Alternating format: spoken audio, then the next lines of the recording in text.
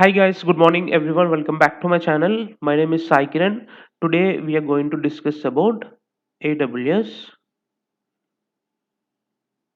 DynamoDB. Guys, whomsoever is watching this session for the very first time, I request you to please go watch the previous video because there we have discussed what are the different types of DBs we do have and what are the different types of structured, unstructured, and in-memory databases. And we have also discussed at what particular point of time what database is required.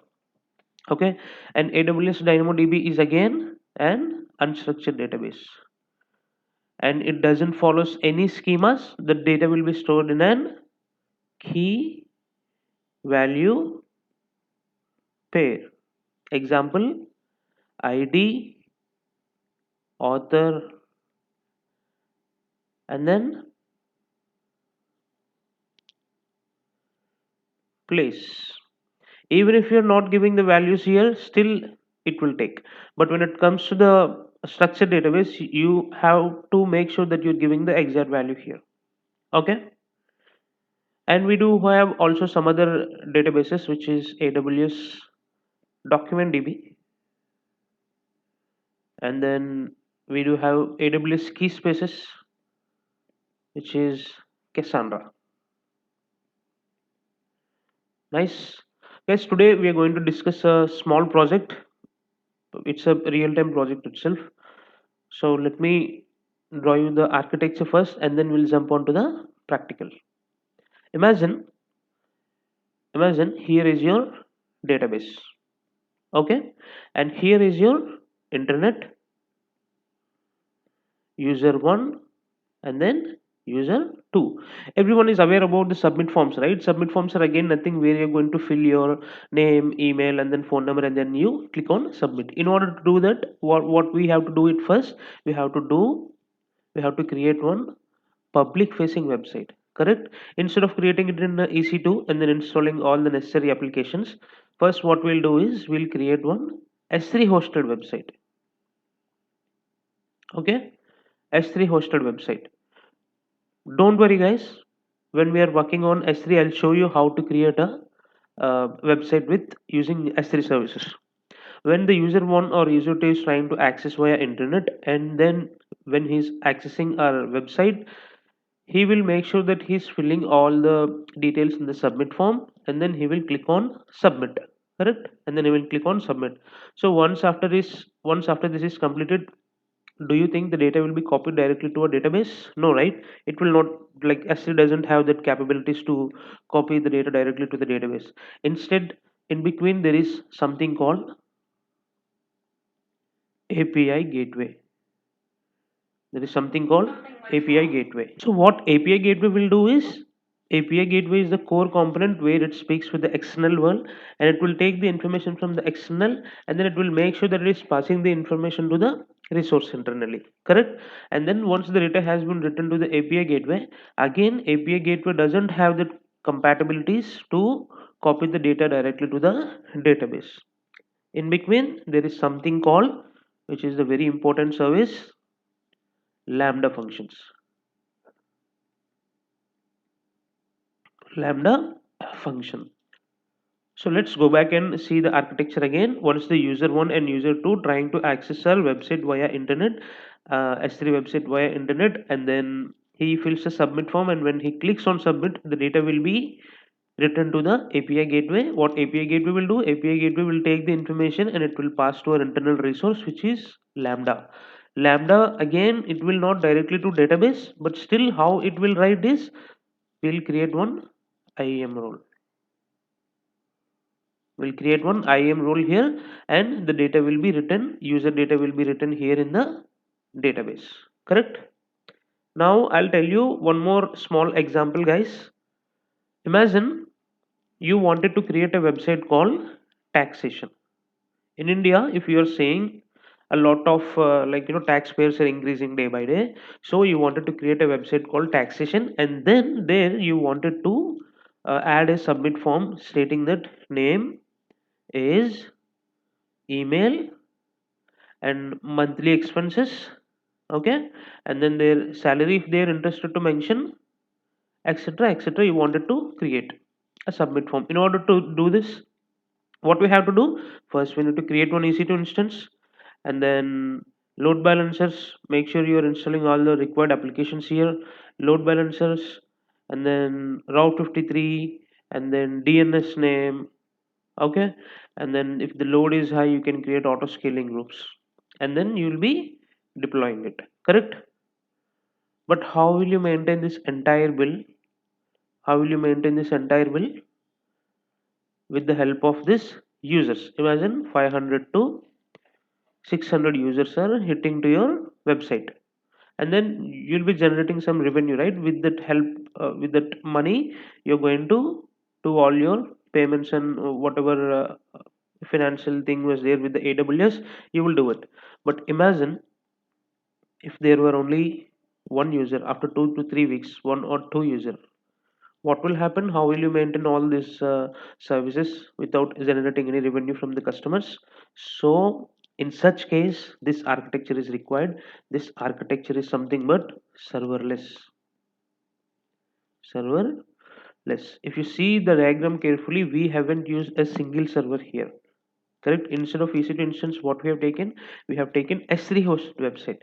So this is something called event based. Whenever as an event is triggered by the user, then only all these services will be activated and it will proceed further.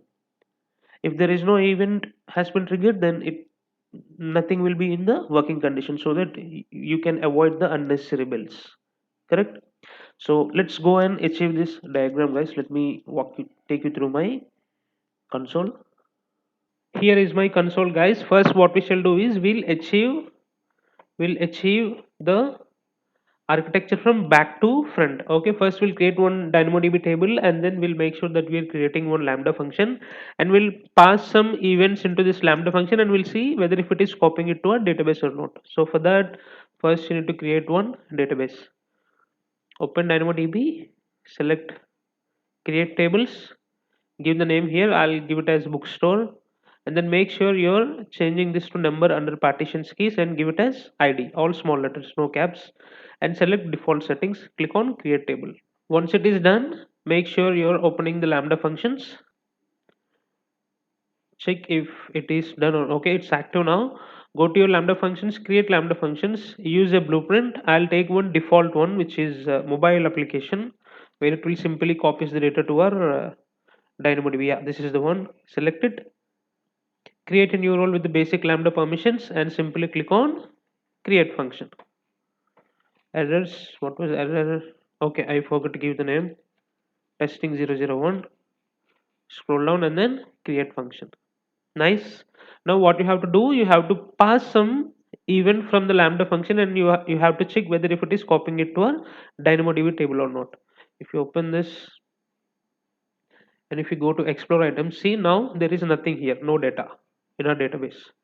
Go back to Lambda functions, copy some events here. See, I'm just copying this JSON file. Here nothing is there. What we are doing is ID, author name, and then book name, and then the state, location, and all, just a basic information. Before testing it, make sure you're configuring it with your 001, and then I'll remove this and I'll paste this JSON file. Click on save. Now if you test, you should see one error. What it is saying, access denied exception. Why it is access denied? I told you, right?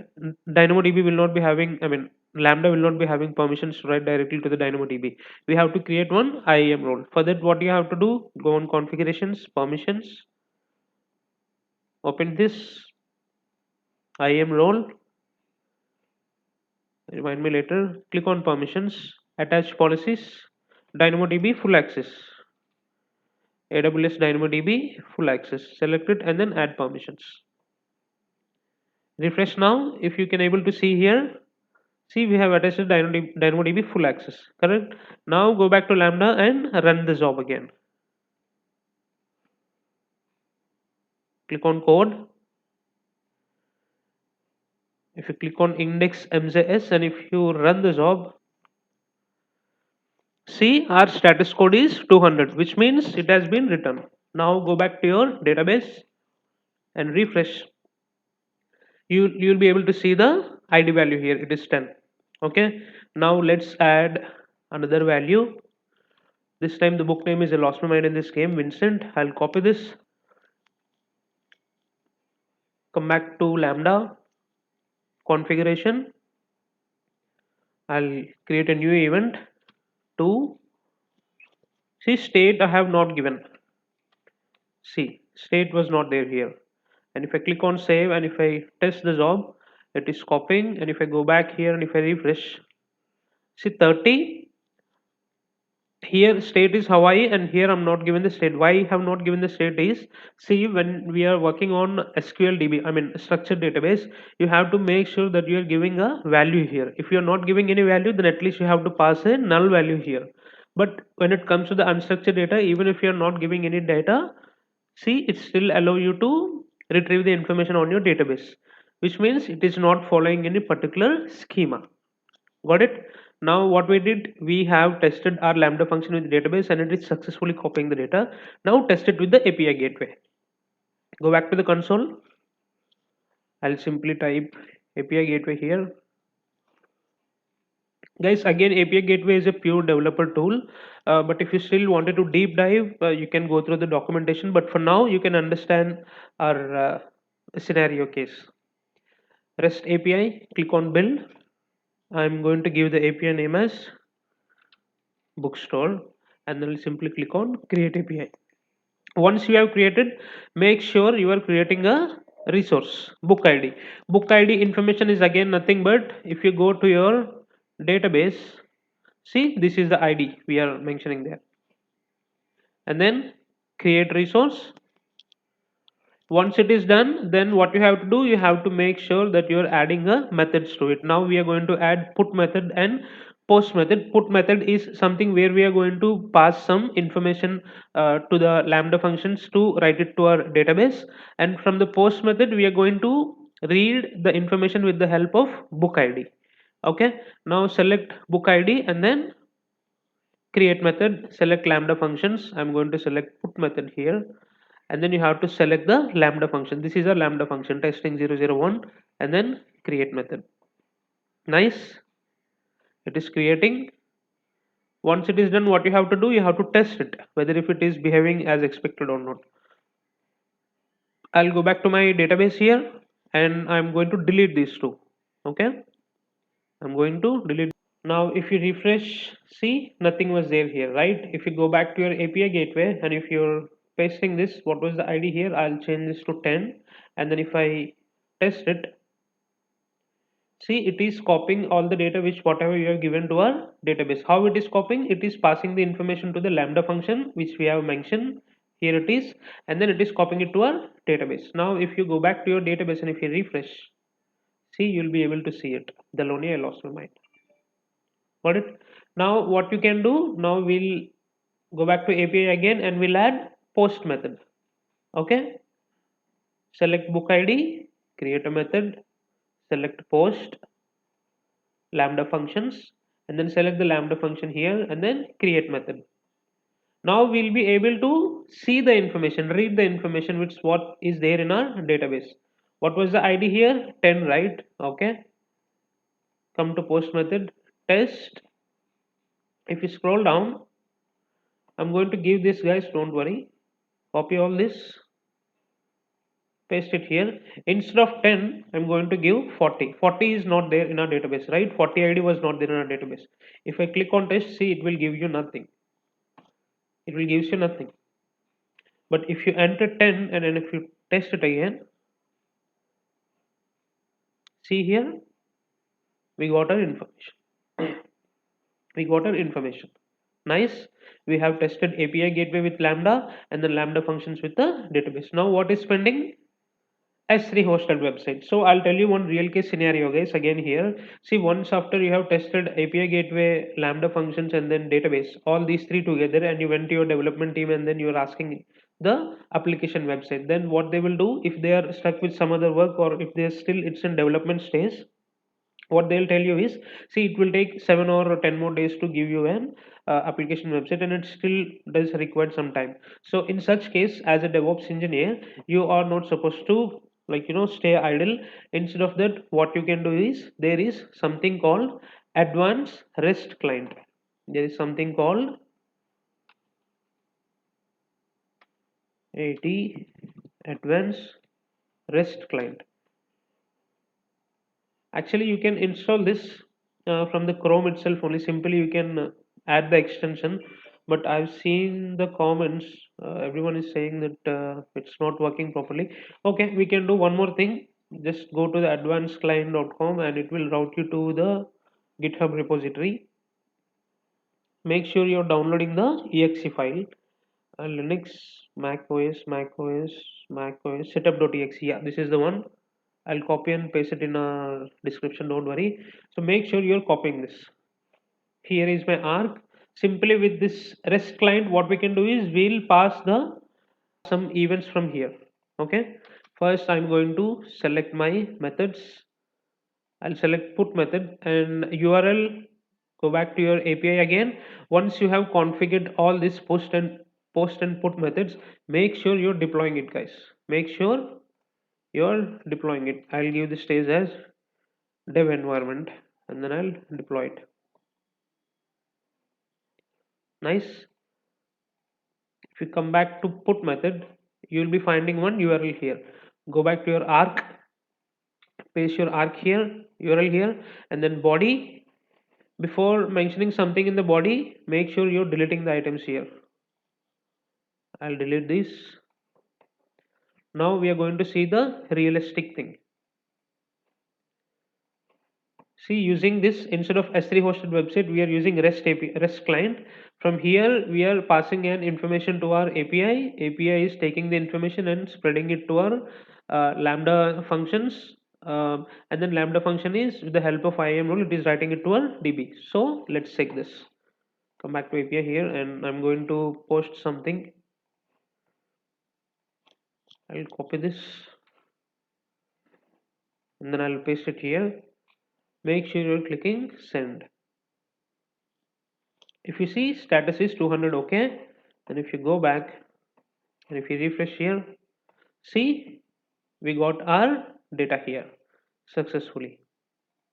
Now what I'm going to do, now I'll use post method and I'll try to retrieve the information in my database with the 30 ID. Okay, I'll copy the post ID and you should make sure that you are,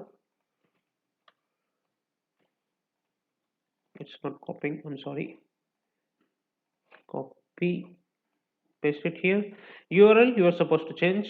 Go to your API, post method, copy it, come back here. Instead of 10, see guys, instead of 10, I'm going to give 30 because 30 ID was not there in our database, correct? There is a database. Oh, 30 is there. Then I'm going to change this to 10. We'll see how it behaves. If I click on send, see no information has been provided, correct? No information has been provided. If I have mentioned the ID as 30, now it will give you an information. See, I got my information. I lost my mind in this game, Vincent. Got it? So this is how it works, guys. See, in interview, they will be might you asking in a tricky way, asking you that, hey, there will be number of users sitting on a particular day, and at some point of time, the users will be very low, like low in the sense like one or two. So in such case, what kind of methodologies you follow and what kind of strategies you suggest to us? So you have to explain this serverless architecture. Here we are not taking any server, and it is based on the event trigger only. Whenever an event has been occurred, whenever a customer has sent an form, then only all these services will be activated and it will proceed further, as I said before. Okay, that's all for today, guys. Make sure you're doing practicing and post it on the LinkedIn. And also, I request you to please put it in the comment section if you have any doubts or anything. Also, you can connect to me on LinkedIn and you can ask me any doubts right there. Thank you so much for watching, everyone. Have a nice day. Bye bye.